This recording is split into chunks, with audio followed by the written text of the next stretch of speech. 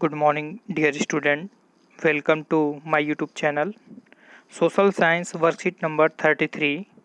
Today's topic is Rise of Nationalism in Europe.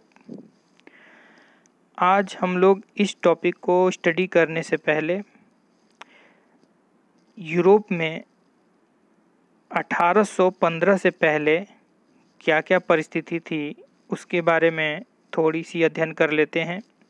जैसा कि आप सबको मैं पिछली वर्कशीट में बताया था, नेपोलियन 1804 से 1815 के बीच फ्रांस का बादशाह था।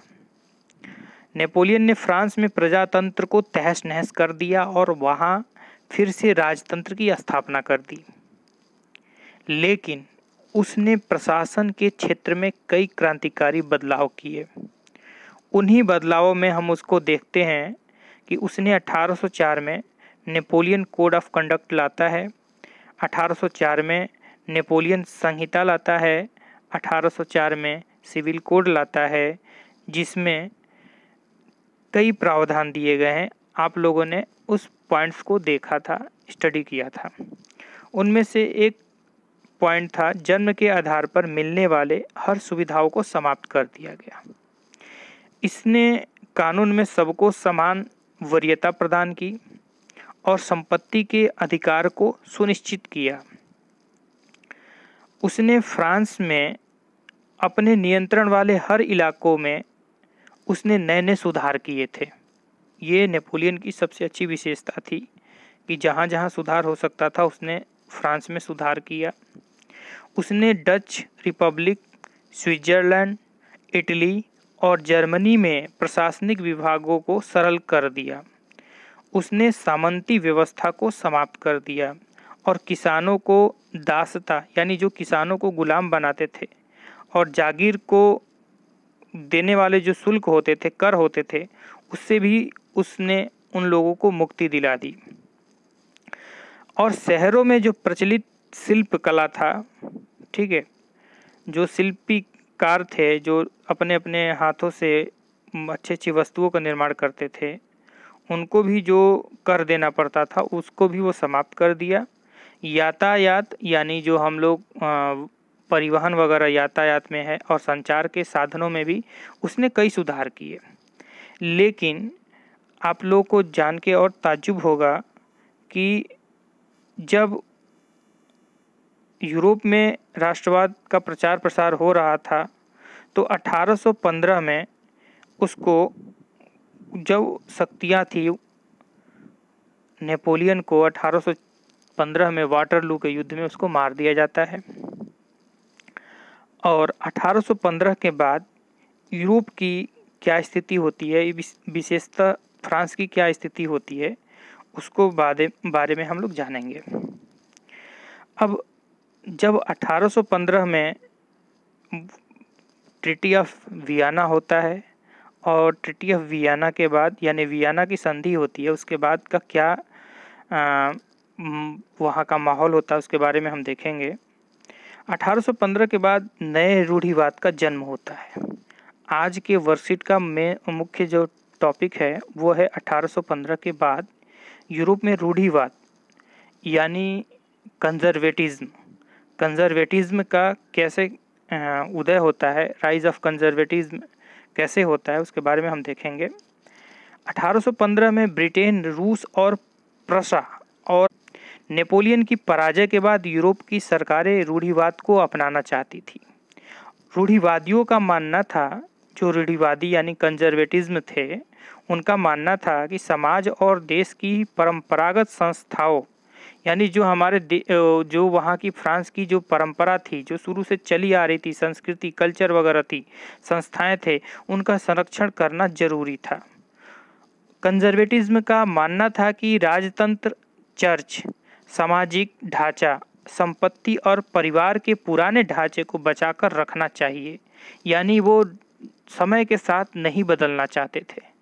कंजर्वेटिज्म यानी रूढ़िवादी लोगों का मुख्य ध्येय था कि वो नई व्यवस्था के साथ नहीं ढलना चाहते थे, पुरानी व्यवस्थाओं में ही जकड़न रहना चाहते थे, यानी पुरानी व्यवस्थाओं को अपनाना चाहते थे। लेकिन उनमें से ज़्यादातर लोग ये भी चाहते थे कि प्रशासन के क्षेत्र में नेपोलियन द्वारा लाए गए आधुनिक व्यवस्था को भी कायम रखा जाए। उनका मानना था कि उस प्रकार के आधुनिकीकरण से परंपरागत संस्थाओं को और बल मिलेगा, यानी जो हम नई नई परंपरा को सीखेंगे इससे हमारा समाज भी और जागरूक होगा। और आधुनिक सेना का निर्माण करना, एक कुशल प्रशासक होना, गतिशील अर्थव्यवस्था होना और सामंतवाद और दासता की समाप्ति से यूरोप के राजतंत्र को और मजबूती मिलेगी। और इन्हीं तथ्यों को देखने के लिए हम लोग जो हमारा पिछला वर्कशीट था उसमें एक टॉपिक था वियना की संधि, यानी ट्रीटी ऑफ वियना। रूस, प्रसा और ऑस्ट्रिया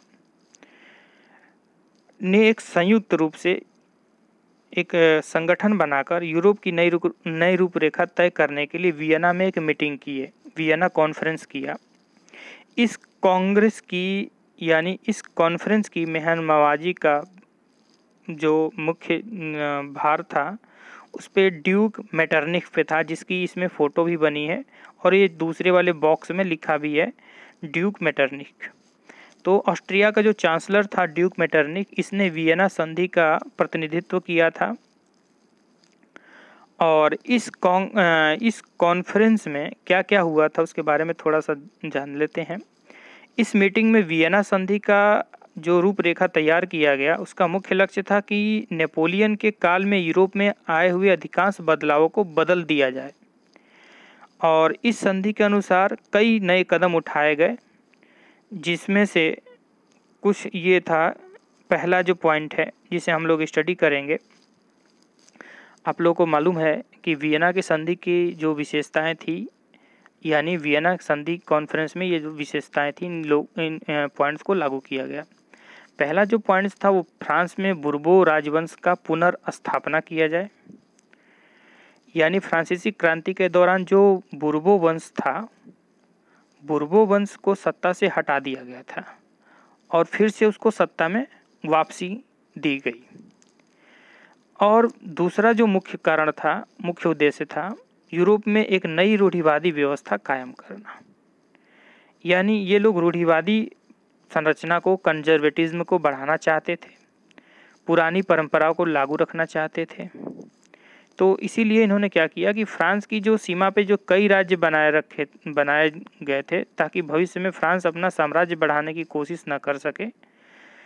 जैसा कि उदाहरण में आपको बताया था कि उत्तर में नीदरलैंड राज्य स्थापित किया गया था, दक्षिण में पिडमॉन्ट से जेनोवा तक जोड़ा गया था, प्रसा उसके पश्चिम सीमा के बाद कई महत्वपूर्ण इलाके जो थे वो जो ऑस्ट्रिया को दे दिए गए थे। तो ये सारा जो कार्य हुआ था वियना संधि के बाद। और सबसे अच्छी बात थी, तीसरा जो पॉइंट था 1815 की वियना संधि की विशेषताओं में, नेपोलियन ने जो 39 राज्यों का एक जर्मन संगठन बनाया था उसमें उन्होंने कोई बदलाव नहीं किया। यानी एक नेपोलियन का जो ये काम था इसको वियना संधि के पश्चात कोई बदलाव नहीं किया गया। और कुछ जो भाग जो थे, पोलैंड के जो कुछ भाग थे उसको रूस को दे दिया गया।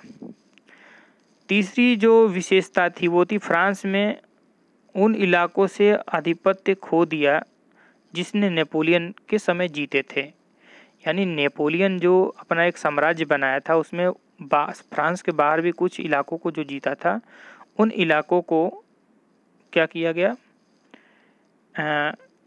फ्रांस के आधिपत्य से यानी फ्रांस के कब्जे से उसको हटा दिया गया। चौथी जो विशेषता थी, फ्रांस के सीमा विस्तार पर रोक के हेतु नए राज्यों की स्थापना की गई। यानी फ्रांस के अगल बगल छोटे छोटे राज्यों को स्थापित कर दिए, जो अभी मैंने उदाहरण बताया था, उन राज्यों को स्थापित कर दिए ताकि फ्रांस अपने सीमा का प्रसार विस्तार न कर सके। अब ये तो हो गया हमें वियना की संधि की विशेषताएं। 1815 में वियना की संधि हुई, उसकी कुछ विशेषताएं थी, लेकिन 1815 के बाद आप लोगों को मालूम होना चाहिए कि 1815 के बाद 1815 के बाद क्या होता है कि वो फ्रांस में रूढ़िवादी समाज तेजी से बदलाव लाता है 1815 में नेपोलियन की हार के बाद यूरोप में सरकारों का जो झुकाव था वो पुनः रूढ़िवाद की तरफ बढ़ गया। यानी वो पुरानी परंपरा पे, पुरानी विचारधारा पर लौटना चाहते थे। अपनी राजनीतिक विचारधारा के अनुरूप रूढ़िवादियों ने, कंजर्वेटिज्म ने स्थापित संस्थाओं, रीति रिवाजों, परंपराओं को मान्यता दी तथा तीव्र परिवर्तन के स्थान पर क्रमिक विकास पर जोर दिया गया। क्रमिक विकास पर जोर दिया गया। एक शिखर सम्मेलन जिसे कांग्रेस कहा गया का आयोजन वियना में किया गया, जिसके बारे में हम लोग अभी डिस्कस किए हैं। इस कांग्रेस का आयोजन ऑस्ट्रियन चांसलर ड्यूक मेटरनिख ने किया। इस कांग्रेस में वियना संधि पर हस्ताक्षर किए गए और ये जो नीचे 4 जो विशेषताएं हैं इनको लागू किया गया। तो कांग्रेस जो एक लोगों द्वारा एक बनाया गया संगठन था, यानी जिसे हम वियना की संधि के लिए जानते हैं। तो वियना की संधि के पश्चात अब हम लोग देखेंगे कि ड्यूक मेटरनिख कौन था और इसने क्या क्या किया। ड्यूक मेटरनिख के बारे में हम लोग स्टडी करते हैं कि ड्यूक मेटरनिख कौन था, कहाँ का रहने वाला था। तो ड्यूक मेटरनिख, इसका जन्म 15 मई 1773 को हुआ। इसका डेट ऑफ बर्थ याद करना कोई ज़रूरी इम्पोर्टेंट है नहीं। इसका क्या काम है इसको बस आप लोग ध्यान रखना। वे ऑस्ट्रिया के चांसलर थे। 1814 से 1848 तक के काल में उन्होंने यूरोप की राजनीति में महत्वपूर्ण भूमिका निभाई। यूरोप के राजनीतिक हालातों पर टिप्पणी करते हुए उन्होंने कहा था कि यदि फ्रांस छींकता है, यानी उसने एक बहुत बढ़िया कोटेशन दिया था कि उस एक समय फ्रांस का जो वर्चस्व था वो बहुत ही ज़्यादा प्रभावशाली था, क्योंकि फ्रांस जब छींकता था, जैसे हम आम बोलचाल की भाषा में कहते हैं कि जो कोई व्यक्ति है जो छींक देता है तो आगे वाले व्यक्ति भी संक्रमित हो जाते हैं। तो उसी तरह से उन्होंने कमेंट किया था और बोला था यदि फ्रांस छींकता है तो पूरे यूरोप को जुकाम हो जाता है। और वियना की संधि में इनकी महत्वपूर्ण भूमिका थी। इन्होंने ही वियना की संधि में उस कांग्रेस का जो मीटिंग हुआ था उसका नेतृत्व किया था।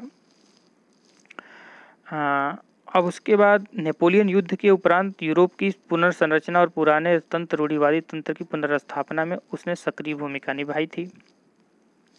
दूसरा जो व्यक्ति है जो इम्पोर्टेंट है वो है जूसेप्पे मैत्सिनी। जूसेप्पे मैत्सिनी के बारे में भी हम थोड़ा स्टडी कर लें। इनका जन्म 1807 में जेनेवा में हुआ था और कुछ समय पश्चात यह कार्बोनारी में गुप्त संगठन के सदस्य बन गए। 24 साल की युवावस्था में लिगुरिया में क्रांति करने के लिए उन्होंने 1831 में देश निकाला दे दिया गया। यानी इनको लिगुरिया जो प्रांत था वहाँ से इनको क्रांति करने के जुर्म में इनको बाहर कर दिया गया वहाँ से। उसके बाद उन्होंने 2 और भूमिगत संगठनों की स्थापना की। ये इम्पोर्टेंट है आप लोगों के लिए। इसके भूमिगत संगठनों का नाम हमेशा परीक्षा में पूछ देता है। पहला था मार्सेई में यंग इटली और दूसरा था बर्न में। बर्न एक जगह का नाम है और मार्सेई भी एक जगह का नाम है। दूसरा बर्न में यंग यूरोप। यानी जूसेप्पे मैत्सिनी द्वारा 2 भूमिगत संगठनों का स्थापना किया गया था जिसका नाम था यंग इटली और यंग यूरोप। मैत्सिनी क्या था कि मैत्सिनी द्वारा राजतंत्र का जोरदार विरोध किया गया और ऊपर में जो ड्यूक मेटरनिख है वो राजतंत्र का सपोर्ट कर रहा है, यानी समर्थन कर रहा है। मैत्सिनी क्या कर रहा है कि राजतंत्र का जोरदार विरोध कर रहा है और उसके प्रजातांत्रिक सपनों में रूढ़िवादियों के मन में भय कर दिया। भय इसलिए कर दिया क्योंकि ड्यूक मेटरनिख और बाकी जो रूढ़िवादी लोग थे वो लोग चाहते थे कि राजतंत्र रहे, लेकिन जूसेप्पे मैत्सिनी चाहता था कि राजतंत्र ना रहे। तो इसीलिए रूढ़िवादियों के मन में डर पैदा हो गया और मेटरनिख ने उसे क्या संज्ञा दिया, उसने क्या कहा कि हमारी सामाजिक व्यवस्थाओं का सबसे खतरनाक दुश्मन है। ड्यूक मेटरनिख ने जूसेप्पे मैत्सिनी को इंगित करते हुए कहा कि जो जूसेप्पे मैत्सिनी है वो राजतंत्र के लिए खतरा है, क्योंकि रूढ़िवादी विचारों